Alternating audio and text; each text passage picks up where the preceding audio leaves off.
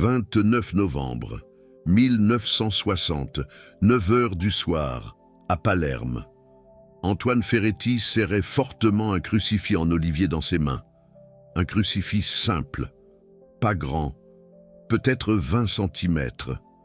Un crucifix que son grand-père, un sculpteur sur bois renommé, avait façonné 40 ans plus tôt. Devant lui, la porte d'entrée de sa maison. Une maison qui, depuis 3 longs mois, était devenue un véritable calvaire. Sa femme, Lucie, ne trouvait plus le sommeil. Ses enfants avaient peur d'entrer dans certaines pièces. Lui-même avait commencé à voir des choses, des ombres fugaces, des formes indistinctes, des visages qui apparaissaient furtivement dans les miroirs et s'évanouissaient aussitôt qu'ils se retournaient. Et chaque nuit, à 3 heures du matin précisément, des coups sourds résonnaient à la porte d'entrée. Des coups que personne ne donnait. Antoine avait tout essayé. Tout. Un curé était venu bénir la maison, rien n'y fit. Un prêtre exorciste avait même prié pendant 3 heures, rien n'avait changé. Puis, quelqu'un lui avait parlé de Padre Pio. Et maintenant, ce 29 novembre, à 9 heures du soir, Antoine s'apprêtait à faire ce que le saint homme lui avait dit. Placer le crucifix à l'entrée, ce soir, les dernières heures avant saint André l'apôtre, pour bénir et protéger son foyer contre les forces obscures et préparer le miracle de demain. Ce qu'Antoine ignorait encore, c'est que ce simple geste allait transformer sa vie, que le crucifix qu'il allait placer cette nuit deviendrait le bouclier de sa famille pendant des décennies, et que le protocole qu'il allait suivre avait été gardé secret par le Vatican pendant 50 ans. Mais je vais trop vite. Laissez-moi vous raconter exactement ce qui s'est passé. Et surtout, laissez-moi vous expliquer pourquoi vous devez faire exactement la même chose ce soir, avant qu'il ne soit trop tard. Parce que dans quelques heures, à minuit, la veille de Saint-André se terminera, et le jour de Saint-André commencera. Le jour où les portes impossibles s'ouvrent, le jour où les miracles se produisent, mais seulement pour ceux qui ont béni leur maison la veille au soir. Padre Pio l'a dit à Antoine. Il me l'a montré dans les archives de San Giovanni Rotondo.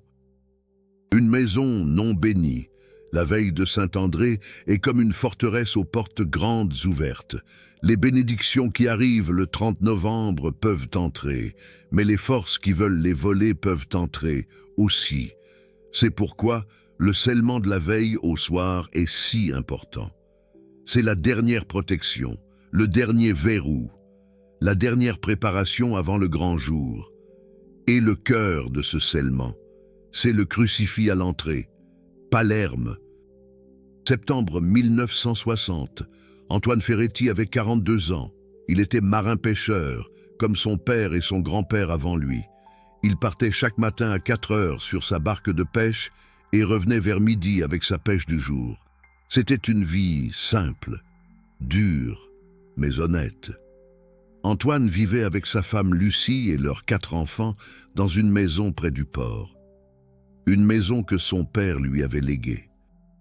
Une maison où 3 générations de Ferretti avaient vécu, jusqu'à ce mois de septembre, où tout avait basculé. Cela avait commencé par des bruits, des craquements la nuit, des pas dans le galetas, des portes qui s'ouvraient toutes seules. Antoine, en bon sicilien, n'avait pas paniqué. Les vieilles maisons font du bruit, c'était normal. Puis les enfants avaient commencé à voir des choses. Le petit Joseph, 7 ans, disait qu'un homme noir se tenait dans le coin de sa chambre la nuit. Marie, 11 ans, avait vu une femme sans visage dans le miroir de la salle de bain. Les jumeaux, Charles et Pierre, 14 ans, refusaient d'entrer dans le cellier. Ils disaient que quelque chose y vivait. Lucie, la femme d'Antoine, ne dormait plus. Elle entendait des voix qui murmuraient son nom. Elle trouvait des objets déplacés chaque matin. Elle avait commencé à perdre du poids, des forces, de l'espoir. Et puis, il y avait les coups. Chaque nuit, à 3 heures du matin, exactement, quelqu'un frappait à la porte d'entrée. 3 coups. Toujours 3. Antoine se levait, ouvrait la porte, et il n'y avait personne. Jamais personne. Il avait installé une lumière devant la maison. Il avait demandé aux voisins de surveiller. Rien. Les coups venaient de nulle part. Ou plutôt, ils venaient d'ailleurs. Antoine avait fait venir le père Antoine, le curé de la paroisse. Le père Antoine était un homme pieux, mais pas préparé à ce qu'il avait ressenti en entrant dans la maison des Ferretti. Une oppression, une lourdeur, comme si l'air lui-même était chargé de quelque chose de mauvais. Il avait béni la maison, chaque pièce, chaque coin, chaque porte. Rien n'avait changé. Les coups continuaient, les visions aussi. L'oppression grandissait. Le père Antoine avait alors fait appel à un prêtre exorciste du diocèse. Le père Benoît était venu de Naples, un homme qui avait passé 30 ans à combattre le mal. Il avait prié dans la maison pendant 3 heures. Il avait aspergé d'eau bénite. Il avait récité des litanies en latin quand il était parti. Il avait dit à Antoine une chose terrifiante. Cette maison n'est pas possédée, elle est ciblée. Quelque chose veut entrer, pas quelque chose qui est déjà là. Non, quelque chose qui attend dehors, qui frappe chaque nuit pour qu'on lui ouvre.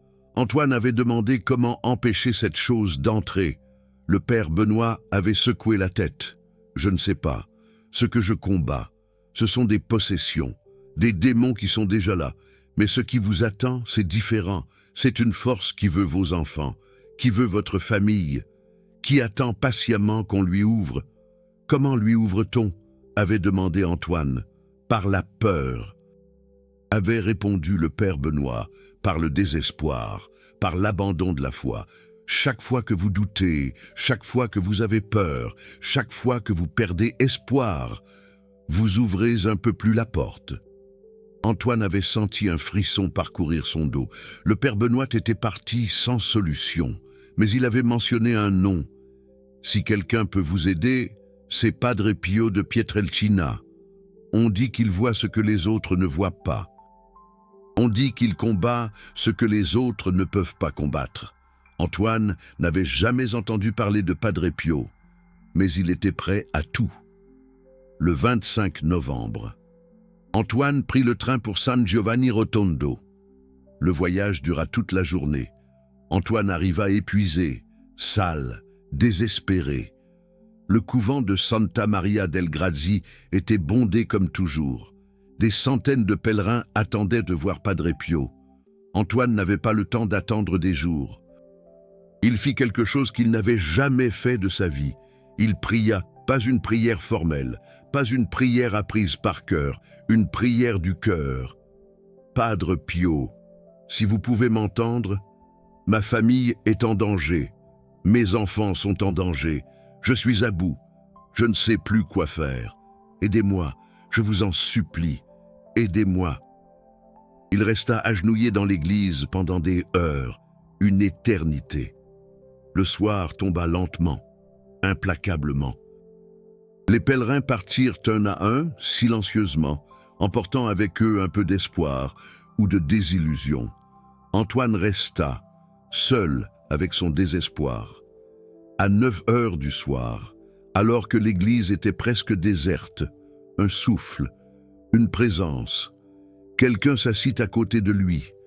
Antoine leva les yeux avec une lenteur infinie. C'était un vieux moine capucin, petit, voûté, le visage ridé par le temps et la souffrance, les mains enveloppées de bandages. Une odeur de fleurs, délicate, presque irréelle, émanait de lui, malgré le mois de novembre et l'absence totale de fleurs dans l'église, une fragrance venue d'un autre monde. Padre Pio, c'était lui. Il le regardait, avec des yeux qui semblaient percer l'âme, voir au-delà du visible, au-delà des apparences. « Tu as prié pour que je t'aide », dit-il d'une voix rauque, usée par le temps. Et la prière, « Je suis là ». Antoine, submergé par l'émotion, tomba à genoux devant le saint homme. « Père, ma maison, ma famille, quelque chose nous attaque, quelque chose d'inexplicable. Padre Pio hocha lentement la tête, avec une gravité infinie. « Je sais, j'ai vu ta maison, j'ai vu ce qui attend à ta porte, chaque nuit, à 3 heures. Précise !» Antoine sentit son cœur s'arrêter. Un instant, glacé par la peur. « Comment savez-vous que c'est à 3 heures? Comment est-ce possible ?» Padre Pio sourit tristement. Avec une infinie compassion, 3 heures du matin, c'est l'heure de la dérision, l'heure des ténèbres, l'inverse de 3 heures de l'après-midi, l'heure où le Christ est mort sur la croix. C'est l'heure que les forces obscures choisissent pour frapper, pour se moquer de la passion et de la lumière. « Que dois-je faire ?» supplia Antoine, au bord du désespoir. « Comment protéger ma famille? Comment vaincre cette horreur ?» Padre Pio se pencha vers lui et lui parla à voix basse. « Dans 4 jours, c'est la fête de Saint-André l'apôtre, le 30 novembre, un jour de grâce. Ce jour-là, des bénédictions extraordinaires seront disponibles, des portes impossibles pourront s'ouvrir, des miracles se produiront, mais ces bénédictions, ces miracles, ne viendront que dans les maisons scellées, protégées. »« Scellées ?» demanda Antoine, incrédule. Padre Pio hocha la tête, avec fermeté. « Une maison non scellée. » La veille de Saint-André l'apôtre est comme une forteresse aux portes ouvertes, livrée à l'ennemi. Les bénédictions peuvent entrer, c'est vrai, mais ce qui veut les voler peut entrer aussi. Ce qui attend à ta porte depuis 3 mois veut exactement cela. Il veut les bénédictions de Saint-André l'apôtre, pas pour lui, mais pour les détourner de ta famille, pour vous détruire. « Comment scelle-t-on une maison ?» demanda Antoine, avec une angoisse croissante. Padre Pio prit les mains d'Antoine dans les siennes, des mains chaudes, malgré les bandages. Le 29 novembre au soir, à 9 heures exactement, tu placeras un crucifix en olivier à l'entrée de ta maison, pas n'importe quel crucifix. Un crucifix qui appartient à ta famille depuis longtemps, un crucifix qui porte les prières de tes ancêtres, la foi, l'espérance et l'amour. Antoine pensa immédiatement au crucifix de son grand-père, le vieux Jean-Baptiste. Le crucifix que le vieux marin pêcheur avait sculpté il y a 50 ans, pendant une maladie qui aurait dû l'emporter, il avait survécu, miraculeusement, et il avait attribué sa survie à ce crucifix qu'il avait façonné pendant ses nuits de fièvre, un crucifix chargé d'histoire et de prières. « J'ai ce crucifix, » dit Antoine, avec une lueur d'espoir. « Mon grand-père l'a sculpté. » Padre Pio sourit, doucement. « Je sais. Je l'ai vu dans mes visions. Ce crucifix porte des années de prière, des années de foi, des années de protection. Il est parfait pour bénir et protéger ton foyer contre les forces obscures, pour sceller ta maison. » Padre Pio continua ses instructions d'une voix calme et assurée. « Le 29 novembre à 9 heures du soir, tu prendras ce crucifix en olivier. Tu le tiendras dans tes mains, pendant que toute ta famille sera réunie autour de toi. Tu réciteras la prière de scellement que je vais t'enseigner, tu la réciteras 3 fois, puis tu placeras le crucifix au-dessus de ta porte d'entrée, bien en vue. » Antoine écoutait chaque mot, avec une attention extrême, comme si sa vie en dépendait. Padre Pio ferma les yeux et récita, lentement, solennellement. « Par ce crucifix, je bénis et protège ce foyer contre les forces obscures, au nom du Père qui a créé le monde, au nom du Fils qui a sauvé le monde, au nom de l'Esprit Saint qui sanctifie le monde, que rien de mauvais ne puisse entrer, que rien de bon ne puisse sortir. Cette maison est scellée, bénie et protégée jusqu'à ce que je la décèle moi-même. » Antoine répéta la prière dans sa tête pour ne pas l'oublier. Padre Pio rouvrit les yeux. Après avoir placé le crucifix en olivier, tu aspergeras chaque porte et chaque fenêtre de ta maison avec de l'eau bénite. Tu commenceras par l'entrée principale. Et tu tourneras dans le sens des aiguilles d'une montre. Tu ne laisseras aucune ouverture sans protection. Chaque recoin, chaque fissure doit être protégée. Et ensuite, demanda Antoine, anxieux. Padre Pio marqua une pause, comme s'il hésitait. Ensuite, tu attendras, cette nuit-là, à 3 heures du matin. Quelque chose va se passer. La chose qui frappe à ta porte va frapper une dernière fois, avec une violence inouïe.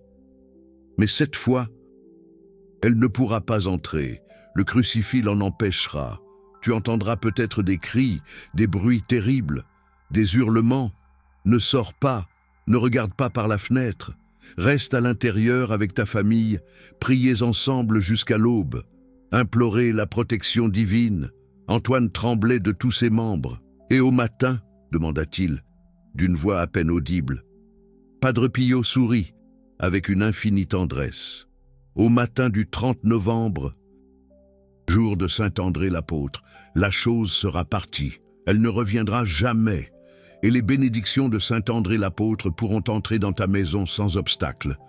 Tes demandes impossibles seront présentées. Tes portes fermées seront ouvertes. L'espoir renaîtra. Antoine pleurait de gratitude, des larmes de soulagement. Comment puis-je vous remercier, Père?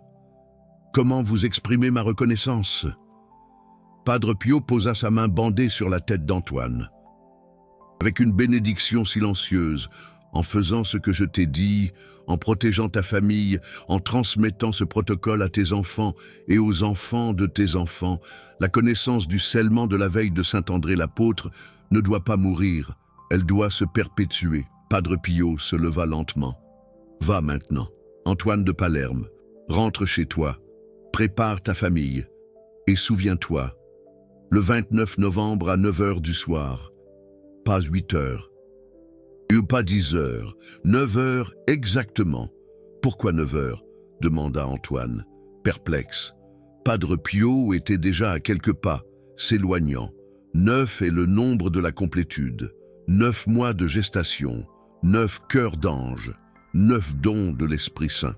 Et 9 heures du soir est l'heure où le monde spirituel est le plus réceptif au scellement. C'est l'heure où les anges gardiens sont les plus attentifs, plus proches. Et il disparut. Dans l'obscurité de l'église, comme un fantôme, Antoine repartit pour Palerme le lendemain matin, avec une mission. Les 3 jours suivants furent les plus difficiles de sa vie. Un véritable calvaire. Les attaques s'intensifièrent, se firent plus violentes, comme si la chose à la porte savait ce qui se préparait, sentait la fin approcher. Le petit Joseph tomba malade, fièvre, délire. Il parlait dans une langue inconnue, incompréhensible. Lucie s'effondra d'épuisement. Elle ne pouvait plus tenir debout. Elle était à bout de force. Les jumeaux se disputaient constamment, violemment, eux qui avaient toujours été inséparables. Une tension palpable régnait dans la maison. Marie, l'aînée, était la seule à rester calme, forte. Elle priait, sans relâche. Elle aidait sa mère. Elle consolait ses frères. Elle était le pilier de la famille. Antoine tenait bon. Il savait que le 29 approchait. Il savait que tout allait changer, que la lumière finirait par triompher. Le 29 novembre arriva enfin, comme une délivrance. La journée passa lentement, interminablement. Antoine prépara tout ce dont il avait besoin, avec une minutie extrême. Le crucifix en olivier de son grand-père, l'eau bénite que le père Antoine lui avait donnée, les bougies pour éclairer la prière, un symbole de foi et d'espérance à 8 heures du soir. Il réunit toute la famille dans le salon. Le moment fatidique approchait. Lucie était assise, épuisée mais présente, déterminée. Joseph, encore fiévreux, était couché sur le canapé, murmurant des prières. Les jumeaux se tenaient côte à côte, leurs querelles oubliées, unis dans l'adversité. Marie priait en silence, le regard tourné vers le ciel. Antonio leur expliqua, calmement, ce qu'ils allaient faire. Il leur parla de Padre Pio, de ce crucifix en olivier, du scellement et de ce qui allait se passer à 3 heures du matin. Personne ne posa de questions. Ils étaient tous prêts à tout pour que ce calvaire cesse enfin à 8h55. Antonio prit le crucifix en olivier de son grand-père, un héritage précieux. Il le serra fort dans ses mains. Il sentait quelque chose, émaner de ce simple morceau de bois, une chaleur réconfortante, une paix profonde, comme si les prières de son aïeul vibraient encore. Dans chaque fibre, à 9 heures pile, Antonio commença le rituel. Par ce crucifix, je bénis et protège ce foyer contre les forces obscures. Toute la famille, répéta après lui, d'une seule voix, au nom du Père, qui a créé l'univers. Toute la famille, répéta avec ferveur, au nom du Fils, qui a sauvé le monde. Toute la famille, répéta, pleine d'espoir, au nom du Saint-Esprit, qui sanctifie toutes choses. Toute la famille, répéta, implorante, que rien de malfaisant ne puisse jamais entrer. Toute la famille, répéta déterminée, que rien de bon ne puisse jamais sortir. Toute la famille, répéta unie, ce foyer est scellé jusqu'à ce que je le décèle moi-même. Toute la famille, répéta à l'unisson 3 fois la prière complète, récitée avec conviction. 3 fois. Puis, Antonio se leva avec solennité et alla placer le crucifix en olivier. Au-dessus du linteau de la porte d'entrée, il le fixa solidement, avec respect. Puis, il prit le goupillon et commença à asperger d'eau bénite. La porte d'entrée, d'abord, puis la fenêtre du salon, puis la porte de la cuisine, dans le sens des aiguilles d'une montre, comme Padre Pio l'avait spécifié. Chaque porte, chaque fenêtre, chaque ouverture. Quand il eut terminé, il revint, lentement, dans le salon. La famille était toujours réunie. Attendant, Giuseppe s'était endormi, paisiblement, sur le canapé. Sa fièvre semblait enfin avoir baissé. Lucia avait les yeux clos, mais elle souriait, pour la première fois depuis des semaines. Un sourire timide, mais réel. Les jumeaux se tenaient fermement la main, cherchant du réconfort. Maria, elle, priait toujours, avec une foi inébranlable. « Maintenant, dit Antonio, d'une voix calme, nous attendons. » Les heures s'étiraient. Interminables, 10 heures, 11 heures, minuit, l'attente devenait pesante. La maison était silencieuse, un silence feutré, presque surnaturel, un silence différent des autres nuits, un silence paisible, presque tangible, comme si quelque chose avait véritablement changé dans l'atmosphère même de la maison. Lucia s'était assoupie, doucement, dans son fauteuil. Les jumeaux dormaient, blottis l'un contre l'autre, par terre. Enroulés dans d'épaisses couvertures, Giuseppe, lui, dormait toujours, profondément, sur le canapé, sa fièvre complètement disparue. Maria et Antonio restaient éveillés, veillants. Ils priaient ensemble, silencieusement. Le chapelet, les litanies, les prières de protection. 1 heure du matin, 2 heures. L'angoisse montait. Puis, 3 heures approchèrent inexorablement. Antonio sentit son cœur marteler sa poitrine avec force. C'était l'heure des coups, l'heure de la chose, à la porte, l'heure de la vérité. 3 heures du matin, exactement. Antonio retint son souffle, paralysé par la peur, et les coups résonnèrent, d'abord timidement, puis avec une violence croissante, plus fort que jamais. Pas 3 coups, cette fois, des dizaines, des centaines, un martèlement furieux contre la porte d'entrée, comme si quelque chose ou quelqu'un voulait entrer. À tout prix, comme si quelque chose était désespéré d'entrer, d'envahir. Lucia se réveilla en sursaut, terrifiée. Les jumeaux se levèrent, tremblant de peur. Giuseppe se mit à pleurer, instinctivement. Seule Maria resta calme, étonnamment calme. Elle prit les mains de ses frères et les serra fort. « Priez » dit-elle avec une voix douce, mais ferme. « Ne regardez pas, priez ». Antonio se leva, déterminé, malgré sa peur. Il voulait instinctivement aller à la porte, voir, comprendre, regarder par la fenêtre, apercevoir, deviner, voir ce qui frappait avec une telle violence. Mais les mots de Padre Pio résonnaient avec force dans sa tête, l'empêchant d'agir. « Ne sors pas, ne regarde pas par la fenêtre, reste à l'intérieur, avec ta famille. » Antonio resta où il était, cloué sur place. Le martèlement continua, implacable. Puis, autre chose commença à se manifester, des cris, des hurlements, des lamentations, des cris horribles, déchirants. Pas des cris humains, non. Des sons qui semblaient venir d'un autre monde, d'un abîme sans fond. Des sons qui faisaient vibrer les murs, qui ébranlaient les fondations mêmes de la maison. Des sons qui auraient pu rendre fou un homme normal. Lucia plaquait désespérément ses mains sur ses oreilles pour ne plus rien entendre. Les jumeaux.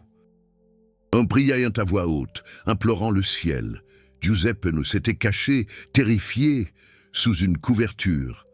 Maria récitait le Notre Père, encore et encore, inlassablement. Antonio se mit à genoux, avec une foi nouvelle. Il pria, avec plus d'intensité, qu'il n'avait jamais prié de sa vie. Une prière sincère, désespérée. Les cris continuèrent, de plus belle. Le martèlement, également, ne faiblissait pas. Puis, quelque chose de nouveau vint s'ajouter à l'horreur, un grattement sinistre, un raclement effroyable sur toutes les fenêtres, en même temps, simultanément, comme si des dizaines de mains griffaient désespérément le verre, comme si quelque chose essayait d'entrer, de pénétrer par tous les points que l'eau bénite avait touchés, comme si quelque chose testait chacune des protections, chaque barrière. Antonio leva les yeux, instinctivement, vers le crucifix en olivier, au-dessus de la porte d'entrée. Il semblait miraculeusement briller, une lueur, faible, à peine perceptible, insignifiante, mais bien réelle, incontestable. Le crucifix de son grand-père brillait dans l'obscurité, illuminant l'espoir, et les grattements cessaient instantanément, là où la lumière du crucifix était visible, là où sa protection s'étendait. L'attaque continua pendant 1 heure. Peut-être plus. Antonio perdit toute notion du temps. Il ne savait plus. Il priait sans relâche. Sa famille priait avec lui. La maison tremblait sous les assauts. Mais rien n'entrait, rien ne passait. Le crucifix tenait bon, indéfectible. Le scellement tenait bon, inébranlable. Puis, aussi soudainement que cela avait commencé, le silence revint. Un silence pesant, un silence total, absolu. Antonio attendit. Patiemment, 1 minute, 5 minutes, 10 minutes. L'attente était insoutenable. Rien, plus rien. Les coups avaient cessé. Définitivement, les cris avaient cessé. Pour toujours.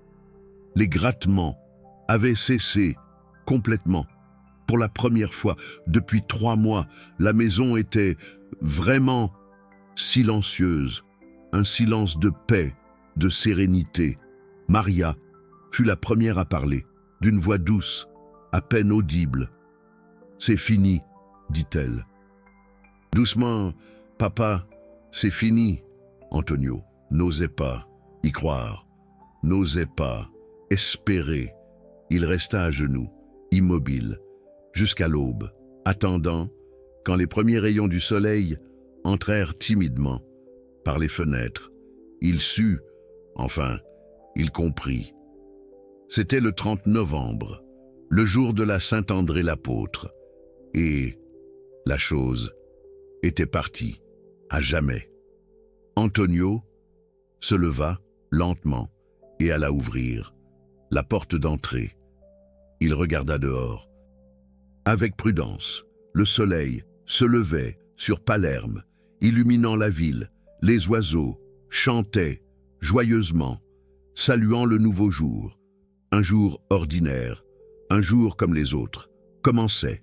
Mais ce n'était pas un jour ordinaire pour la famille Ferretti. Non, c'était le premier jour de leur nouvelle vie. Antonio leva les yeux, instinctivement, vers le crucifix en olivier de son grand-père. Il ne brillait plus. Il était redevenu un simple morceau de bois sculpté, ordinaire, mais Antonio savait, au fond de son cœur, ce qu'il avait fait. Cette nuit, il avait protégé sa famille. Il avait été leur bouclier.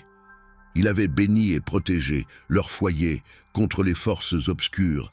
Il avait repoussé le mal, l'avait vaincu. Ce qui s'est passé ensuite a été soigneusement documenté dans les archives de la paroisse de Palerme, confirmant le miracle. Le jour même, le 30 novembre 1960, Giuseppe guérit complètement. Sa fièvre ne revint jamais, plus jamais. Les médecins ne purent jamais expliquer rationnellement sa guérison soudaine, inexplicable. Le 2 décembre, un homme se présenta inopinément chez Antonio, un armateur de Marseille qui cherchait des marins-pêcheurs expérimentés pour une nouvelle flotte. Il offrait un salaire 3 fois supérieur à ce qu'Antonio gagnait habituellement. Une aubaine inespérée, le 5 décembre, Lucia retrouva miraculeusement sa santé. Le poids qu'elle avait perdu revint progressivement. Son sommeil revint paisiblement. Sa joie de vivre revint éclatante, radieuse. 3 impossibilités, 3 portes fermées, apparemment, à jamais, toutes ouvertes miraculeusement dans les jours suivant le scellement, confirmant l'intervention divine. La famille Ferretti vécut paisiblement dans cette maison pendant encore 40 ans. Les coups ne revinrent jamais. Les ombres ne revinrent jamais. La paix était revenue, définitivement. La chose qui avait attendu à leur porte pendant 3 mois ne revint jamais. Antoine a témoigné lors du procès de béatification de Padre Pio. Son témoignage fait partie des archives du Vatican. Il a dit « Le rituel de protection de la veille de la Saint-André l'apôtre a sauvé ma famille. Sans le crucifix en olivier à l'entrée, sans la prière à 21h, nous aurions été perdus. La chose qui frappait à notre porte aurait fini par entrer. Et je ne veux même pas imaginer ce qui se serait passé. Mais l'histoire d'Antoine n'est pas un cas isolé. Les archives de San Giovanni Rotondo contiennent des dizaines de témoignages similaires. Laissez-moi vous en raconter 2 autres. Premier témoignage, Juliette Marchand, Lyon, 1958. Juliette était veuve depuis 3 ans. Elle vivait seule avec ses 2 filles dans une maison que son mari avait construite avant de mourir, une maison de maçon. Depuis la mort de son mari, des choses étranges se passaient. Des objets disparaissaient et réapparaissaient ailleurs. Des portes se fermaient toutes seules, avec un claquement sourd. Les filles entendaient la voix de leur père la nuit, qui les appelait comme un chant sinistre. Juliette était allée voir Padre Pio le 25 novembre 1958, le cœur lourd, Padre Pio lui avait donné les mêmes instructions qu'à Antoine, le rituel de protection, le crucifix en olivier à l'entrée, la prière à 21 heures. Mais il avait ajouté quelque chose avec une gravité solennelle. Ton mari n'est pas ce qui hante ta maison. Ton mari est au ciel, parmi les anges. Ce qui hante ta maison est quelque chose qui utilise sa voix pour tromper tes filles. C'est une entité qui veut leur âme. Le rituel de protection la chassera, à jamais. Juliette avait suivi les instructions à la lettre, avec une foi inébranlable. Le 29 novembre à 21 heures. Elle avait placé un crucifix en olivier qui appartenait à son arrière-grand-mère au-dessus de la porte d'entrée. Un héritage familial précieux. Elle avait récité la prière 3 fois, avec une ferveur intense. Elle avait aspergé chaque ouverture d'eau bénite, chaque fenêtre, chaque recoin, avec une application méticuleuse.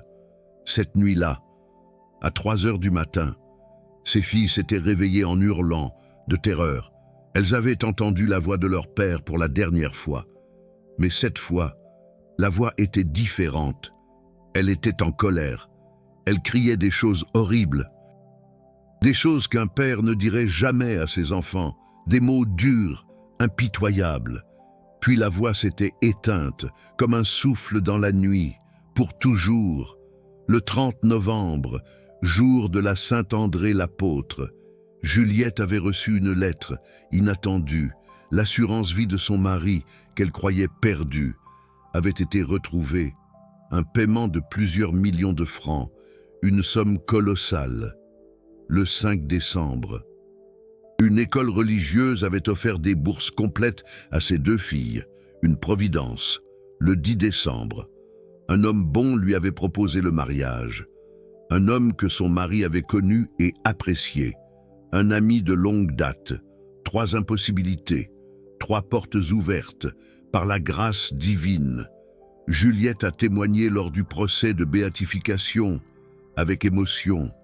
Elle a dit « Le crucifix en olivier à l'entrée a chassé ce qui se faisait passer pour mon mari. Le rituel de protection a libéré ma maison et mes filles. Saint André l'apôtre a ouvert des portes que je n'aurais jamais pu ouvrir seul. » Deuxième témoignage. François Morel. Paris, 1962. François était médecin, un homme de science, un homme qui ne croyait pas aux superstitions, avec une arrogance certaine. Mais sa maison était hantée, comme un château en ruine. Des patients venaient le consulter à domicile et repartaient terrifiés. Il disait avoir vu des choses, senti des choses, des présences maléfiques. Le cabinet de François se vidait inexorablement. Sa réputation était en ruine, réduite en cendres. Sa femme menaçait de le quitter, à bout de nerfs. En désespoir de cause, François était allé voir Padre Pio, le cœur pantelant. Padre Pio l'avait regardé et avait ri, avec un sourire énigmatique. Un médecin qui ne croit pas au monde spirituel. Et pourtant, le monde spirituel croit en toi. Ce qui hante ta maison te connaît. Il connaît ton orgueil. Il connaît ton manque de foi. Et il se nourrit de ton doute, comme un vautour sur une charogne. François avait été choqué par cette franchise brutale. Padre Pio avait continué. Tu as le choix. Tu peux continuer à douter et tout perdre. Ou tu peux faire ce que je vais te dire et sauver ta maison, ta famille, ta carrière. François avait choisi de faire confiance. Malgré ses réticences, le 29 novembre à 21 heures, il avait fait le rituel de protection avec une appréhension viscérale. Il n'avait pas de crucifix en olivier familial. Padre Pio lui avait dit d'acheter un crucifix en bois simple et de le faire bénir par un curé, sans plus de précision. François avait récité la prière 3 fois, sans vraiment y croire. Mais il l'avait fait, par pur désespoir. Cette nuit-là, il n'y avait pas eu de coup. Pas de crise, pas de manifestation, rien, juste un rêve. François avait rêvé de quelque chose de terrible, quelque chose qui le regardait depuis l'entrée de sa maison, quelque chose qui ne pouvait pas entrer à cause du crucifix en olivier, une présence immonde. Dans le rêve, cette chose lui avait dit avec une voix glaçante, « Tu as protégé ta maison, mais tu ne crois pas vraiment.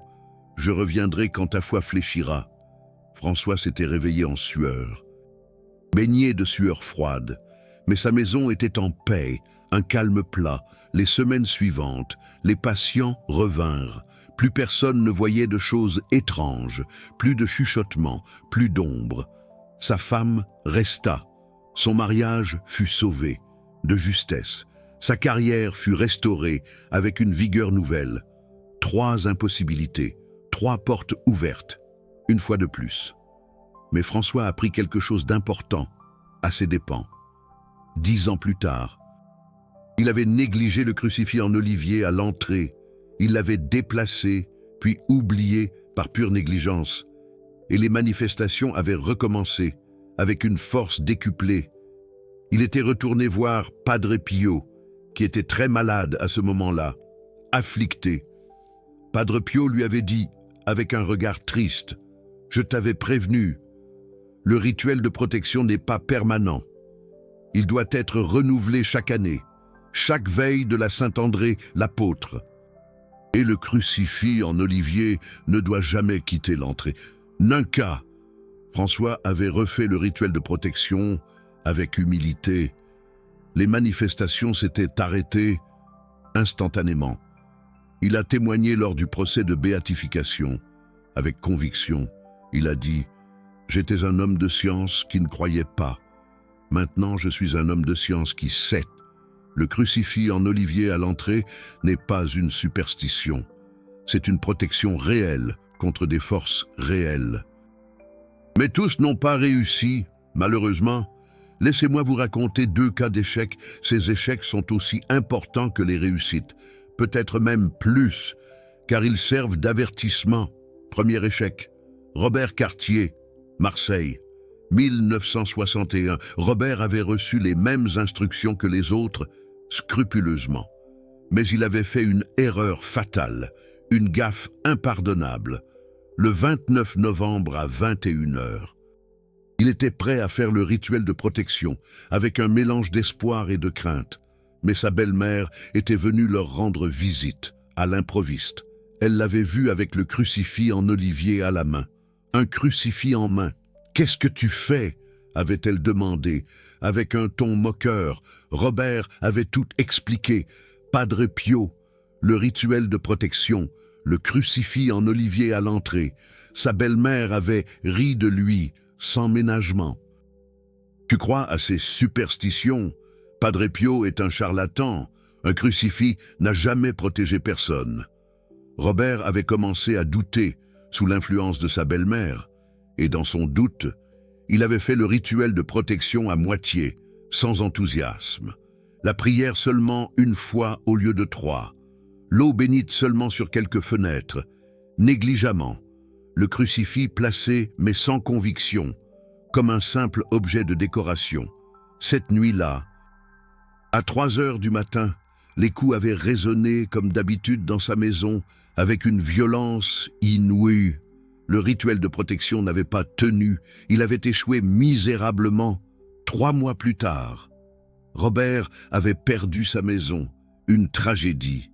1 an plus tard, il avait perdu sa femme, de tragiques manières. 2 ans plus tard, il était mort, seul et ruiné. Padre Pio, quand il avait appris ce qui s'était passé, avait dit « Un scellement partiel est pire qu'aucun scellement. Cela montre au mal que tu as peur de lui, mais que tu ne crois pas assez pour te protéger. Vraiment, c'est comme fermer une porte, mais laisser la clé dedans. » Deuxième échec, Adèle Rossi, Nice, 1960. Adèle avait fait le scellement correctement. La prière 3 fois, l'eau bénite partout, le crucifix en olivier à l'entrée. Mais elle avait fait une erreur différente, le lendemain matin. Le 30 novembre, elle avait enlevé le crucifix. Sa belle-mère venait déjeuner. Adèle avait honte du crucifix au-dessus de la porte. Elle ne voulait pas que sa belle-mère le voie. Elle avait enlevé le crucifix juste pour quelques heures. Juste le temps du déjeuner, mais ces quelques heures avaient suffi. Le scellement avait été brisé. Ce soir-là, les manifestations avaient repris, plus fortes qu'avant. Adèle était retournée voir Padre Pio. Padre Pio avait été sévère. Tu as brisé le scellement pour une question de vanité, pour ne pas avoir honte devant ta belle-mère. Et maintenant, tu dois attendre 1 an. Le prochain scellement ne pourra se faire que la prochaine veille de Saint-André. Entre-temps, tu devras supporter ce que tu as laissé entrer. Adèle avait pleuré. Elle avait dû vivre une année entière avec les manifestations. L'année suivante, elle avait refait le scellement. Et cette fois, elle n'avait jamais enlevé le crucifix. Elle a témoigné lors du procès de béatification. Elle a dit « J'ai appris la leçon la plus dure de ma vie.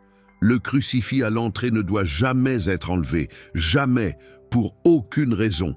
Même quelques heures peuvent tout détruire. » Ces échecs nous enseignent des leçons cruciales. Première leçon, le scellement doit être complet, pas de demi-mesure, pas de doute, pas de compromis. Deuxième leçon, le crucifix ne doit jamais quitter l'entrée. Une fois placé, il reste là pour toujours. Troisième leçon, le secret est important. Ne parlez pas du scellement aux personnes qui pourraient semer le doute. Maintenant, laissez-moi vous donner le protocole complet du scellement de la veille de Saint-André. Écoutez attentivement. Ce protocole a été transmis par Padre Pio lui-même. Protocole du scellement de la veille de Saint-André. Étape 1. Le crucifix. Vous avez besoin d'un crucifix, idéalement, un crucifix qui appartient à votre famille depuis longtemps. Un crucifix qui porte les prières de vos ancêtres. Si vous n'avez pas de crucifix familial, achetez-en un et faites-le bénir par un curé avant ce soir. Un crucifix simple suffit. Pas besoin qu'il soit grand ou précieux. Ce qui compte, c'est la foi qu'il représente. Étape 2. L'eau bénite. Vous avez besoin d'eau bénite. Vous pouvez en obtenir dans n'importe quelle église catholique. Si vous ne pouvez pas obtenir d'eau bénite, vous pouvez bénir de l'eau vous-même avec cette prière. Seigneur, bénis cette eau comme tu as béni les eaux du Jourdain. Que cette eau porte ta protection et repousse tout mal, au nom du Père, du Fils et du Saint-Esprit. Amen. Étape 3. Le rassemblement. À 21h ce soir. Rassemblez toute votre famille. Tout le monde doit être présent. Personne ne doit manquer. Si vous vivez seul, c'est acceptable. Mais si vous avez une famille, tout le monde doit participer. Étape 4. La prière de scellement. Tenez le crucifix dans vos mains. Récitez cette prière 3 fois. Pas 1 fois, pas 2 fois, 3 fois. Par ce crucifix, je bénis et protège mon foyer contre les forces obscures, au nom du Père qui a créé le monde, au nom du Fils qui a sauvé le monde, au nom de l'Esprit Saint qui sanctifie le monde, que rien de mauvais ne puisse entrer, que rien de bon ne puisse sortir. Cette maison est scellée jusqu'à ce que je la décèle moi-même.